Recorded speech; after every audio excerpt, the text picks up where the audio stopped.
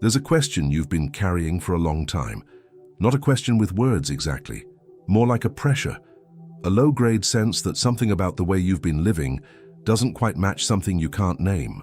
You've read things, you've had conversations that cracked something open for a moment, and then the moment closed, and you were left with the same pressure, slightly heavier for having almost touched whatever it was. Most people, when they feel this, assume they're failing at something. They're not. What if that pressure, that unresolved circling won't let you sleep quality of the question, isn't evidence that you're lost?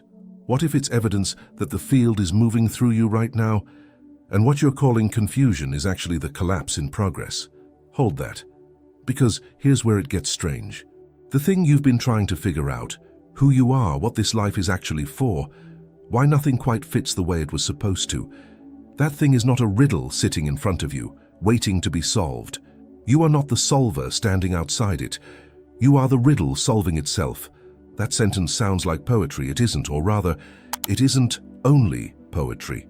It's a description of something that physics, philosophy, and a specific kind of lived exhaustion all point toward, from completely different directions. And by the time this video is over, you won't just understand that sentence.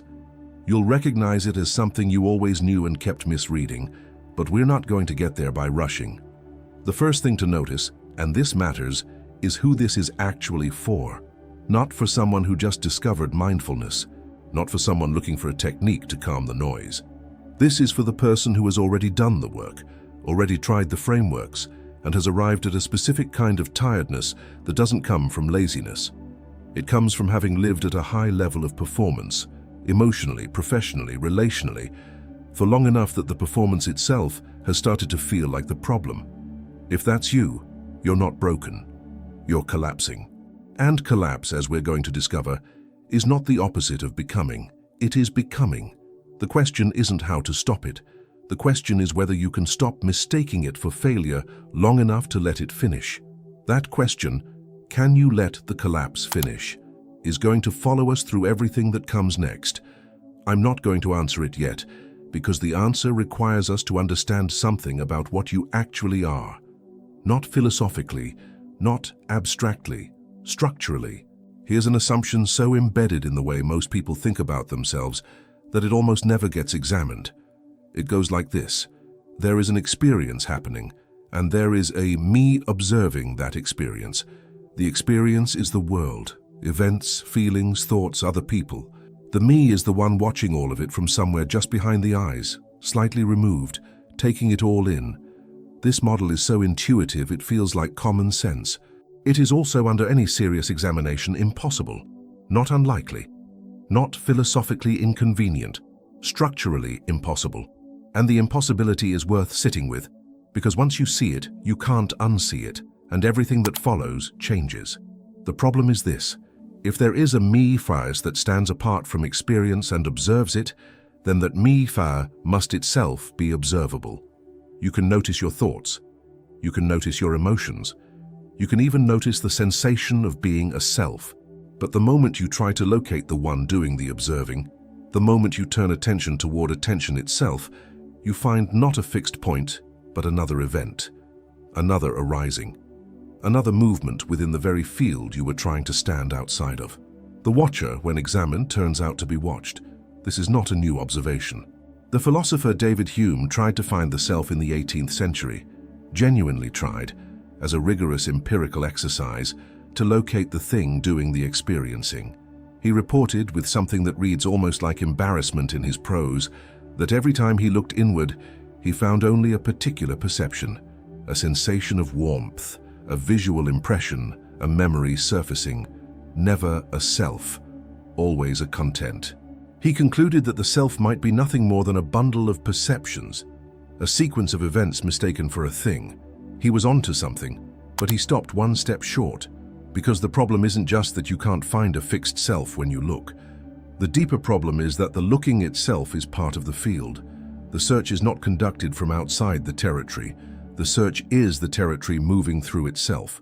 You are not the explorer who enters the jungle. You are the jungle doing something it has never done before, turning its own attention inward and calling that attention a person. Consider what that means for the way you've been approaching your own life. Most people, especially people who are thoughtful, who have invested serious energy in understanding themselves, operate from an implicit model where the self is a kind of headquarters. There's a central you that receives information from the world, processes it, makes decisions and sends responses back out. The self as command center. The self as the one who, if they could just get clear enough, wise enough, still enough, would finally understand what's going on and what to do about it. But if the self is not a command center, if the self is an event, a temporary configuration of the field becoming aware of itself at a particular angle and calling that angle aiku, then the whole project of self-understanding shifts, not toward giving up, toward something stranger and more useful. You are not trying to find the headquarters. There is no headquarters. There is a field, and the field is collapsing into form right now, in this moment, through the specific shape of your attention, your history, your fatigue, your curiosity. You are the collapse, not the recipient of it, not the observer of it from a safe remove, but the event itself mid-process, aware of its own unfolding, which raises the hardest question yet. If you can't step outside the field, if every attempt to observe yourself is just the field folding back on itself, does that mean you have no agency? Does it mean choice is an illusion? Does it mean the whole idea of working on yourself, of growing, of making different decisions, is just the field entertaining itself with the appearance of freedom? That question doesn't have a cheap answer, but it has a precise one. And finding it requires us to look at what science, and a specific, badly misunderstood experiment, actually tells us about what observation does to a field. In 1927, a series of experiments confirmed something so disturbing to the scientific consensus of the time that some of the physicists involved spent the rest of their careers arguing about what it meant. The double-slit experiment, which you may have encountered before, though probably not framed this way, showed that particles of light, when not observed, behave like waves. They spread out, interfere with themselves, create overlapping patterns of possibility across a screen. But when a detector is placed at the slit, when the system is arranged so that the path of the particle can be known, the wave pattern collapses. The particle stops spreading into possibility and commits to a single location. This is not a measurement artifact. It is not the physical equipment disturbing the particle by bumping into it. The mathematics, confirmed across decades of increasingly refined experiments, including versions where the detection choice is made after the particle has already passed through the slit, says something far stranger. The particle does not have a definite position until measurement occurs. The act of observation is not recording a pre-existing fact. It is participating in the production of that fact. Most people, when they hear this, walk away with a simplified version. The observer affects the observed. A human mind reaches out and nudges reality into place. It becomes a metaphor for positive thinking, for manifestation, for the idea that your attitude shapes your outcomes if you believe hard enough. That is not what the physics says. The physics says something more radical and more uncomfortable. It says that prior to observation, there is no particle in a specific place. There is a probability field, a superposition, meaning a mathematical description of all the places the particle could be, all held simultaneously with no single one selected. Observation doesn't nudge the particle toward one location. Observation is the event by which the field collapses from all possibilities into one actuality. There is no prior particle that observation disturbs. There is only the field and the collapse, and what the collapse produces. Now, and this is where we have to be precise, because this idea gets distorted in both directions. This does not mean your thoughts create physical reality in a literal, direct, mechanistic sense. The quantum domain and the classical domain of everyday objects operate at different scales, and the easy bridge that popular spirituality likes to build between them is almost always a bridge too far. Physicists are right to resist that shortcut, but it means something else, something more precise and more useful. It means that at the most fundamental level of physical description we currently have, reality is not a collection of things that exist and then get observed. Reality is a field of potential that becomes specific through the act of collapse, and collapse does not happen to the field from outside. Collapse is something the field does. Collapse is the field becoming particular, which brings us to William James. In 1890, the American philosopher and psychologist, considered by many the founder of modern psychology, published The Principles of Psychology, and in it, he introduced a phrase that has been quoted so many times it has lost its original sharpness: the stream of consciousness. Most people take this to mean that consciousness flows like a river, continuous, moving, connected. But James meant something more specific and more radical. He meant that consciousness is not a container that thoughts move through. Consciousness is the movement. There is no riverbed separate from the river. The stream is not water traveling through a pre-existing channel. The stream is the event itself. And the event includes what we call the thinker. James could not stop asking where the thought ends and the thinker begins. He never found a satisfying boundary.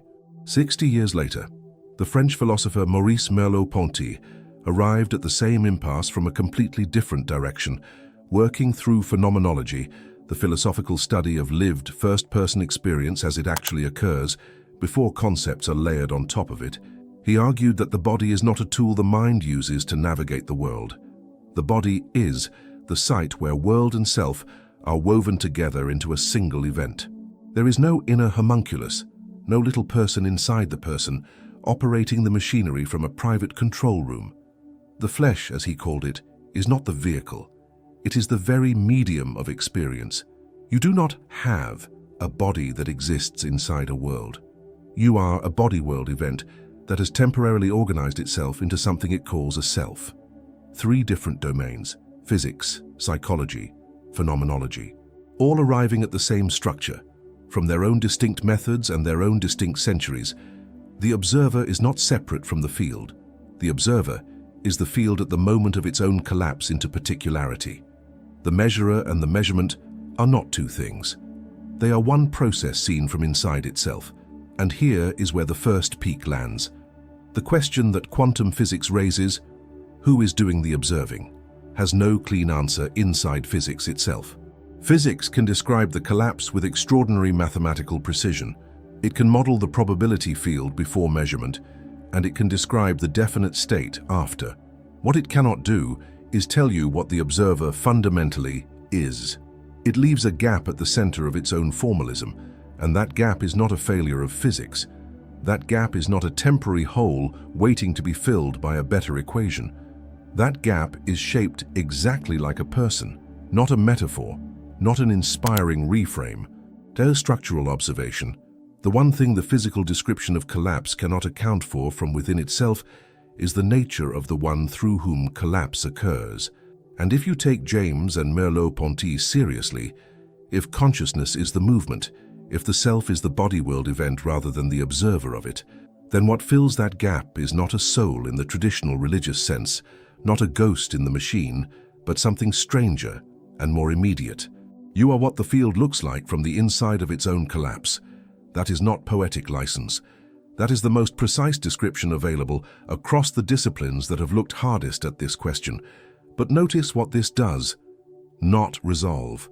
And this is the dobra-disa, the hinge point that keeps this block honest.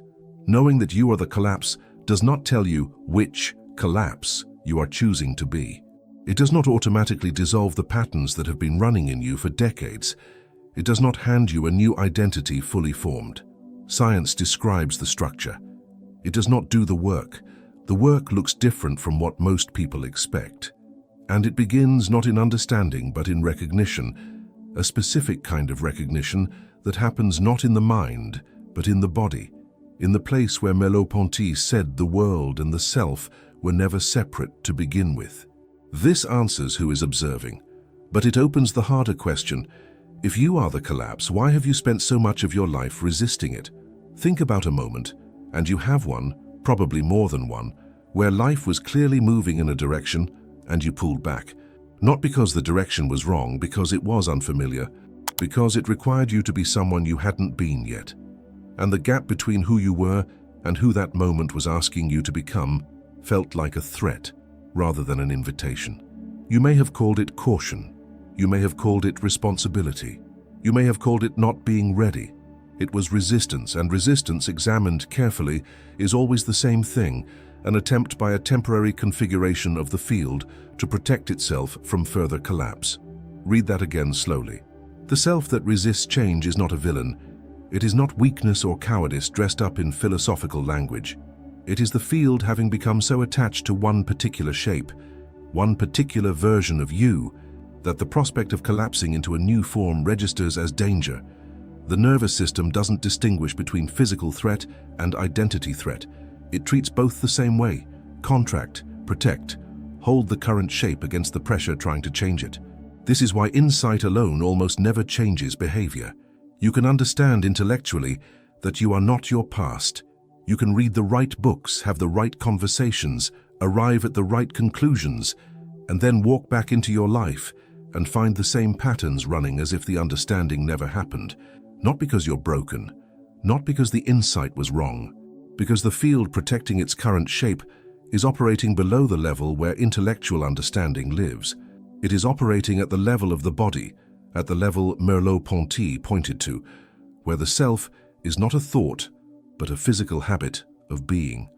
The moments you've resisted your life most forcefully were not failures of courage. They were the field trying to move and meeting itself. Consider the specific texture of resistance at this stage of life. For someone who is not 25, who has accumulated not just years, but the weight of decisions made, identities built and defended, relationships sustained at considerable personal cost. The resistance that comes at 45 or 50 or 55 is not the resistance of someone who doesn't know who they are. It is almost the opposite. It is the resistance of someone who knows exactly who they've been performing and suspects, with a clarity that is both liberating and terrifying, that the performance is no longer the point. That suspicion is the field beginning to collapse. And here is what makes this particular collapse different from the ones that came before. Earlier collapses, adolescence, early adulthood, the first major failure, the first major loss, happened with a certain unconsciousness. You moved through them because you had no established self substantial enough to resist the movement. The collapse carried you. This one is different. This one you can see coming. You have enough self-awareness to watch the process, enough intelligence to narrate it, and this is the dangerous part, enough skill at managing your internal states that you can delay it almost indefinitely. You can stay functional. You can stay productive. You can maintain the appearance and even the partial reality of a life that is working. And all the while the field is pressing against the shape you've held, looking for the moment of least resistance, the crack where collapse can finally proceed. What have you been protecting? Not comfort. You gave up simple comfort a long time ago. Not security in the superficial sense.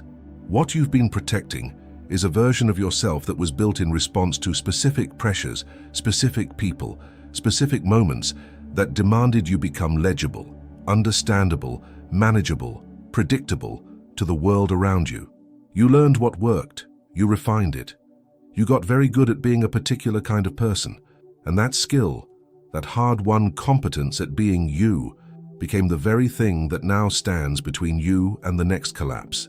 Not because the person you built was false, because the field has more to become. Here is the distinction that changes everything. Resistance is not the enemy of collapse. It is part of the collapse. The tension you feel is not evidence that something is going wrong. It is the field in the act of selecting itself, the way a river doesn't simply flow around a boulder, but carves it, slowly, into the shape the water requires. The resistance and the movement are not opposites.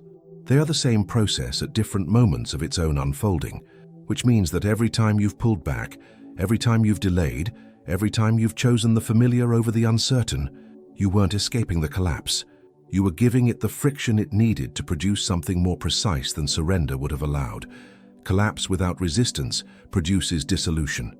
Collapse with resistance produces form. You have been all this time not failing to change. You have been changing at exactly the rate and in exactly the shape that your particular field required. The self that resisted was not blocking the process. It was the process, working through the only material it had available, your specific history, your specific fears, your specific version of the question you've been carrying. But recognition, genuine recognition, not intellectual agreement, but the bodily click of actually seeing this, does something to the resistance. It doesn't eliminate it. It changes its relationship to itself. The field that was pressing against its own shape begins to recognize the shape as temporary rather than essential. And in that recognition, something loosens, not collapses, not yet, loosens. That loosening is what we're actually talking about when we talk about growth at this stage of life. Not the dramatic rupture of a former self. Not starting over from zero with a beginner's mind and a vision board. Something quieter and more structural. The field recognizing itself in its own resistance and choosing, and here we arrive back at the question of choice, choosing to hold that shape a little less tightly. Which brings us to the problem that recognition creates. Because if you were never truly separate from the field, if the self that resisted was always the field working through you rather than a you standing against the field, then what exactly were you protecting all those years? What was the cost of the protection? And who or what is left when the protection begins to come down? This resolves the resistance, but it creates a deeper discomfort. If there was never a fixed self to protect, what does that make everything you built in its defense? We need to make a distinction that most conversations about consciousness, including most spiritual conversations, including most therapy, including most of what passes for self-development, quietly avoid, because it is uncomfortable in a very specific way.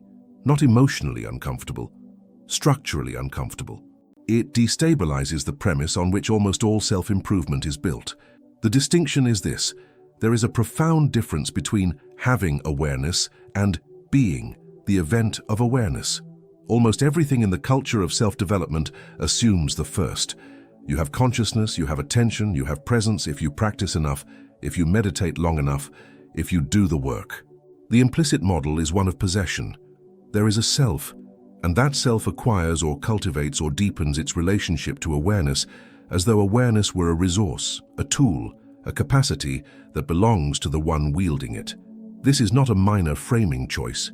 It is a fundamental error. And the error perpetuates a very particular kind of suffering. The suffering of someone who keeps trying to use consciousness as a tool to fix the self that is supposedly holding it, without ever noticing that the fixer and the tool and the thing being fixed are all the same event looking at itself from slightly different angles. Let's go deeper. The neuroscientist Antonio Damasio spent decades mapping the relationship between the body, emotion, and consciousness. What he found, and what his work in books like The Feeling of What Happens and Self Comes to Mind gradually made undeniable, is that consciousness is not generated by the brain the way a factory generates a product. It is not produced in one place and then distributed to the rest of the system. Consciousness arises as a relational event. It emerges from the ongoing conversation between brain, body, and environment, and the self that appears within it is not the author of that conversation. It is one of its effects. The self is something the brain constructs moment by moment as a way of organizing its own complexity, not a discoverer of truth, a construction site. And here is where Damasio's work becomes personally relevant rather than merely academically interesting. If the self is constructed rather than given, if it is an ongoing process rather than a fixed entity, then the self you have been defending, the one you've spent decades reinforcing and explaining and justifying to yourself and others, is not a truth about you. It is a habit of the field, a pattern that became stable enough to feel permanent, a particular way the collapse has been repeating itself, producing the same shape over and over, not because that shape is what you fundamentally are, but because it is what the field learned to produce under the specific pressures of your specific life. That is the second peak, right here. You are not the one who has awareness.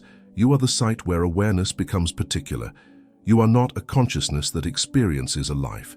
You are a life-sized event in which consciousness is becoming specific, taking on the particular texture of your history, your body, your unresolved questions, your exact quality of attention in this exact moment. The difference is not semantic. If you have consciousness, then the project is to manage it better, to become more aware, more present, more clear. Progress is linear. You are moving towards something. There is a destination, and the self is the one moving toward it, and the work is the path between where you are and where you should be. If you are the event of consciousness becoming specific, then there is no destination in that sense. There is only this, the field collapsing into greater and greater precision about what it actually is, through you, as you. Progress is not linear. It is not even progress in the conventional sense. It is more like a sculpture discovering that it was always already the shape the stone was becoming, that the chipping away was not damage, but revelation. And this reframes something that many people in the second half of life experience with considerable pain. The sense that you have lost yourself, that somewhere between the person you were at 30 and the person you are now, something essential went missing. That the energy, the clarity, the sense of forward momentum that characterized earlier decades has been replaced by something slower, more ambiguous, harder to name. Most people interpret this as decline, as the self diminishing, as evidence that something has gone wrong with the trajectory. It is not decline, it is the field dropping its provisional shapes. What feels like losing yourself is the collapse releasing the constructions that were never fundamental. The performances, the compensations, the identities built in response to external pressure rather than internal truth. The self that feels like it's dissolving is not the real self disappearing. It is the constructed self becoming transparent enough that something beneath it, or more accurately, something that was always generating it, becomes visible. Not visible as a new self to inhabit. Visible as the field itself, the capacity for collapse, the site where experience becomes specific. This is what the mystical traditions have been pointing toward with language that has, unfortunately, become either too familiar or too foreign to land with precision. When the Zen tradition speaks of no self, anatta in the Buddhist framework, meaning the absence of a fixed, permanent, independent self, it is not recommending nihilism.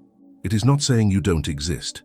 It is saying that what you are is not a thing but a process, not a noun but a verb, not a self that has experiences, but an experiencing that temporarily calls itself a self. When the Sufi poet Rumi writes about the reed flute, crying for its origin, cut from the reed bed, separated longing, he is not writing about a soul separated from God in a theological sense. He is describing the experience of a process that has forgotten it is still the reed bed. The separation is the music. The longing is the field recognizing itself through the instrument it became. The instrument did not lose the reed bed. The instrument is the reed bed, playing. And here, right at this point where the mystical and the structural converge, is where the idea of collapse stops being frightening and starts being precise. Because if you are the site where awareness becomes particular, then collapse is not loss. Collapse is the field becoming more specifically itself through you. Every time a constructed identity releases, every time a performance you've been maintaining loses its grip, every time a story you've been telling about who you are stops feeling true, that is not the self dying. That is the field refining its own resolution, like a photograph developing, not losing detail, gaining it. The self you are becoming is not less than the self you were, it is more precise. And precision at this stage of life feels different from expansion. Expansion is what the earlier decades felt like. More roles, more capacity, more reach, more versions of yourself available to deploy in different contexts. Precision feels like subtraction. It feels like the world getting smaller, options narrowing, the range of what you're willing to perform contracting. Most people experience this contraction as loss and fight it accordingly. It is not loss. It is the field collapsing toward what it actually is, shedding the superposition, all the possible selves held simultaneously, in favor of the specific actuality that was always the deepest tendency of this particular collapse. You are not becoming less. You are becoming definite, and definite when it arrives after decades of superposition, after decades of holding every possible version of yourself in play simultaneously, feels like relief and grief at the same time. Relief because the weight of all that possibility is genuinely exhausting. Grief because some of those possible selves were beloved. Some of them represented hopes that were real, futures that were genuinely wanted, versions of your life that were not illusions, even if they were not actualized. You are allowed to grieve the collapse of what didn't happen. That grief is not self-pity. It is the field honoring the weight of what it carried. But grief and resistance are not the same thing. Grief moves, resistance holds.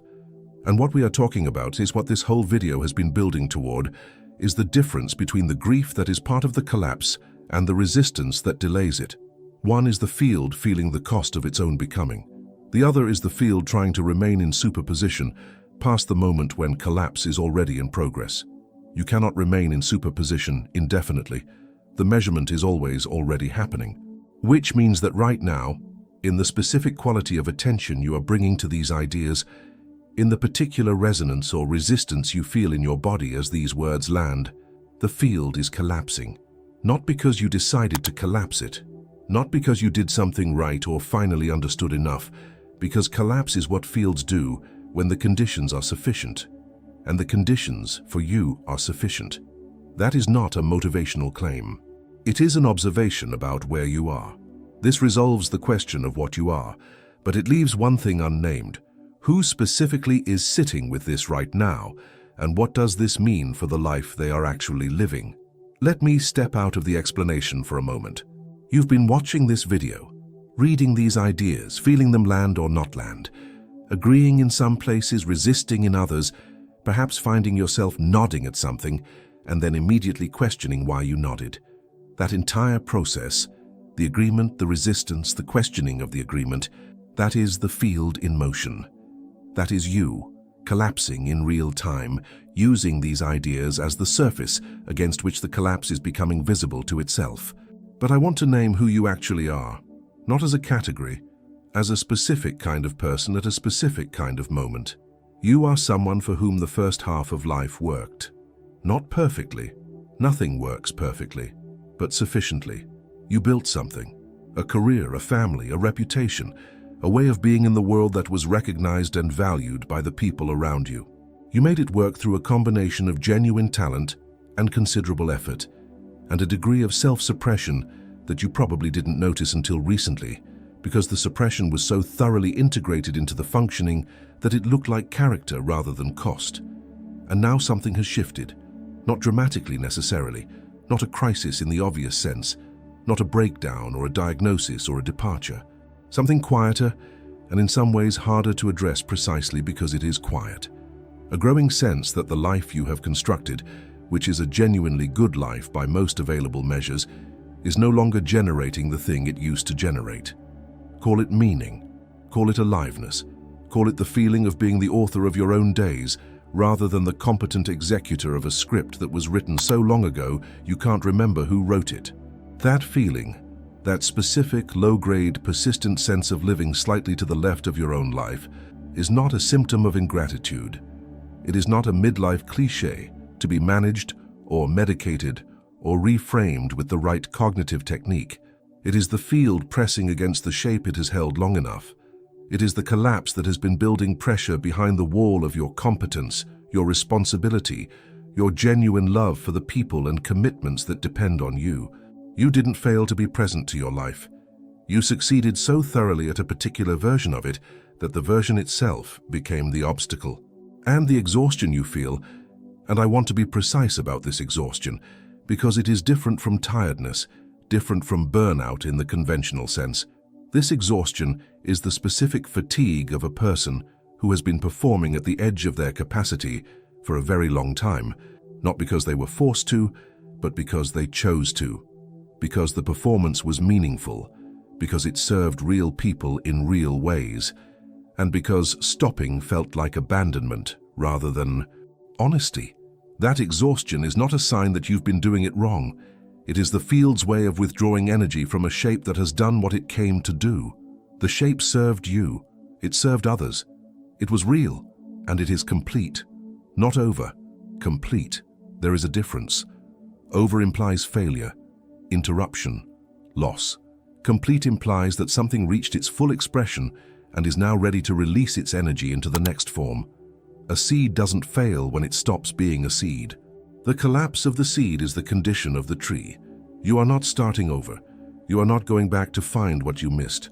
You are not dismantling what you built in order to build something more authentic from scratch. That framing, which is everywhere in the culture of personal reinvention, is still operating from the assumption that there is a fixed true self buried under the constructed one, waiting to be excavated. We've already seen why that assumption doesn't hold.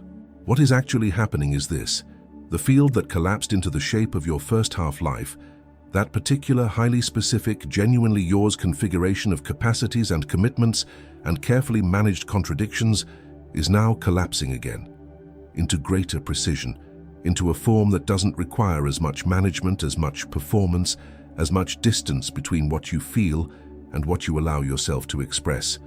Not a smaller life, a more specific one. And the person who is going to live that more specific life is not a new you waiting to emerge. It is this you, exactly this one, with exactly this history, exactly these accumulated losses and hard-won recognitions, recognizing that the collapse was never the problem. The collapse was always the method. This names who is watching, but naming is not enough. The loops need to close, and the closing is its own kind of arrival. We started with a pressure, a question without words. A low-grade sense that something about the way you've been living doesn't quite match something you can't name.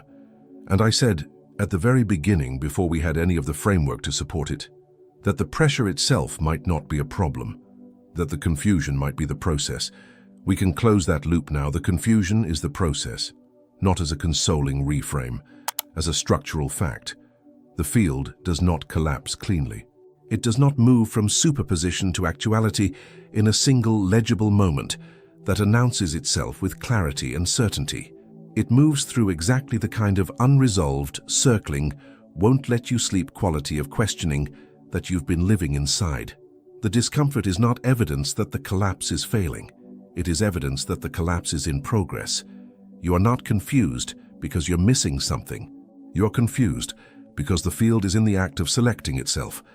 And selection, real selection, not the performance of decision, but the actual movement of a field toward its next form, feels from the inside exactly like not knowing.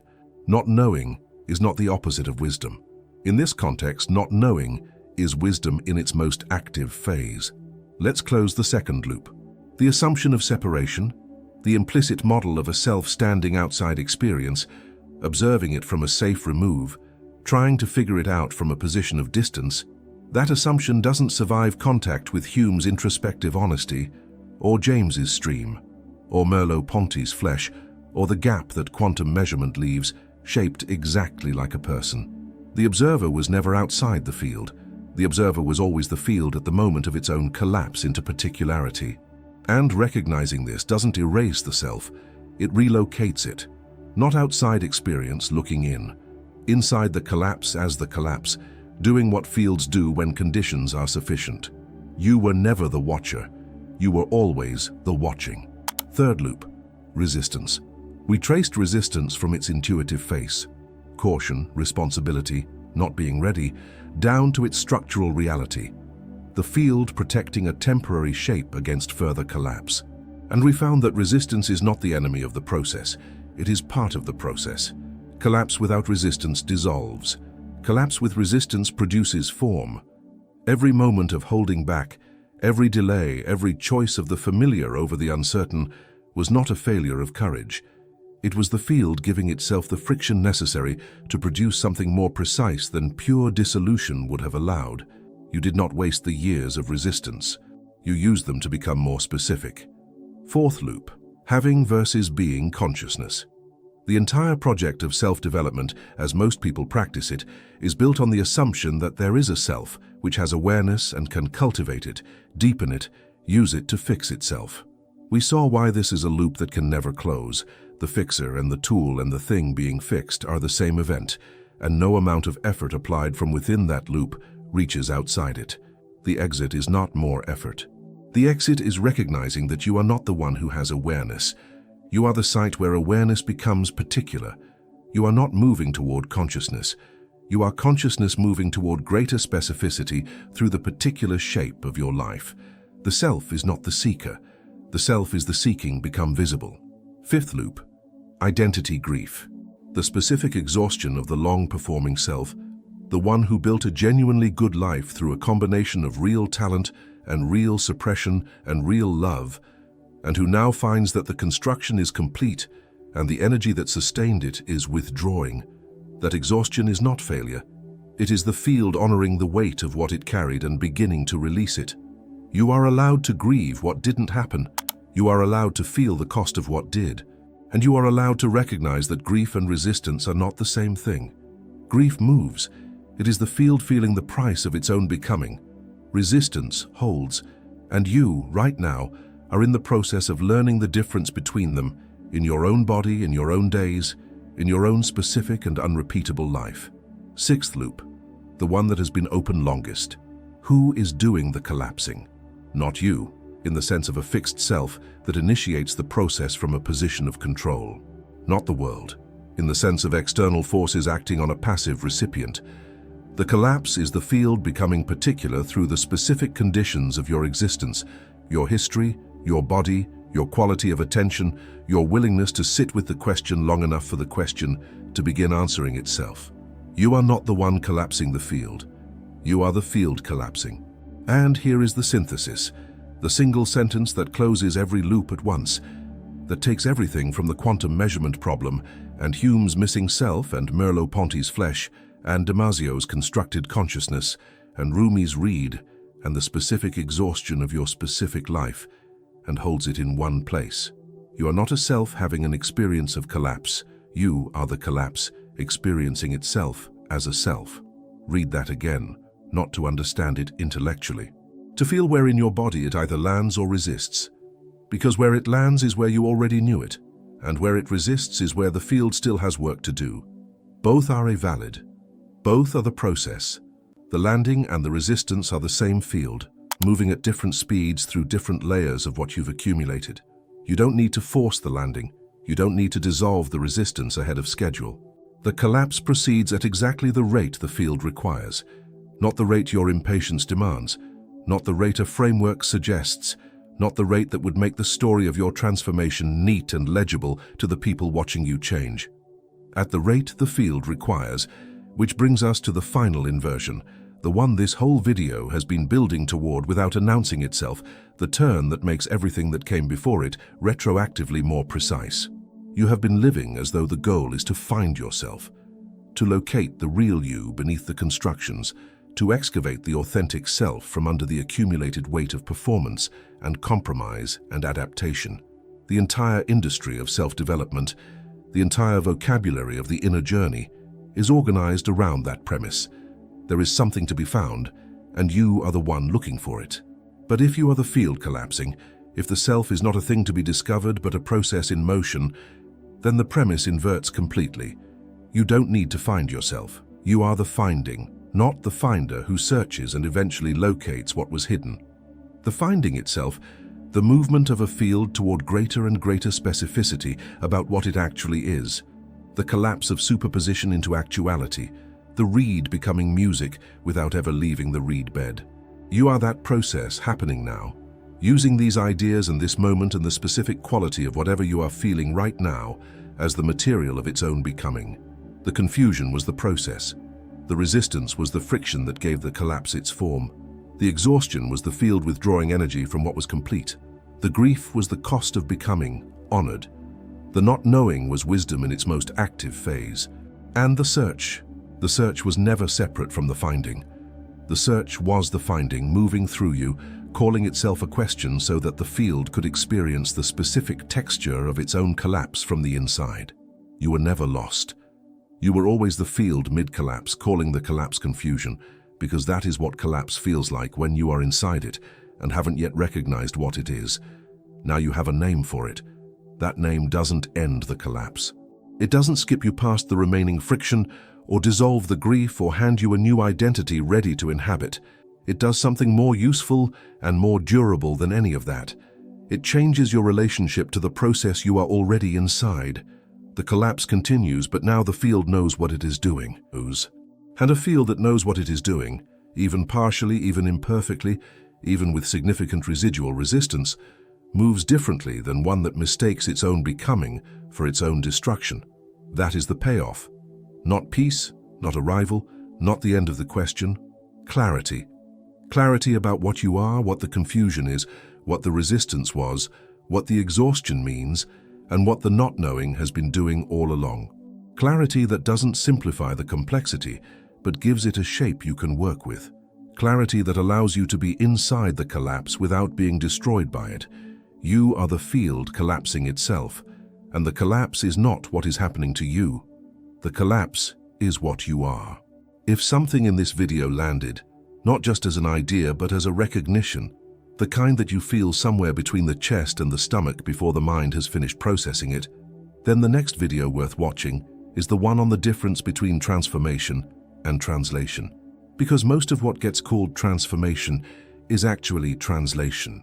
The same fundamental self rendered into a new vocabulary, a new aesthetic, a new set of practices, without the underlying field ever actually collapsing into a new form. The distinction matters, and it continues directly from where we stopped today. If you're still sitting with what came up here, if the idea of being the collapse rather than the one experiencing it created more friction than resolution, and you want to stay inside that friction a little longer, leave that in the comments. Not as a question to be answered, but as a marker, a way of the field acknowledging itself across the distance between whoever is reading and whoever wrote. That distance, as we've established, is smaller than it appears. And if this is the first video of this kind you've encountered here, if you arrived at this particular collapse by accident or algorithm, or the specific gravity of whatever you've been searching for lately, then consider staying, not because there is a system to follow or a path to complete, because the field finds its next collapse through continued contact with ideas that refuse to simplify what is genuinely complex. This is that kind of place. One last thing. Not a summary. Not a repetition of what was already said. Just this. The question you came in with. That pressure, that low-grade sense of misalignment, that circling thing that won't resolve. You still have it. It didn't disappear because we named the structure beneath it. The collapse is still in progress. The field is still mid-selection, but you are not the same person who pressed play. Not because you learned something, because the field moved, slightly, precisely, in the specific direction that contact with these ideas made available. The collapse advanced by exactly the amount it was ready to advance, and that advancement, invisible, unannounced, without drama or declaration, is the only kind of change that actually holds. You don't need to do anything with what happened here. It is already doing something with you. The field doesn't need your permission.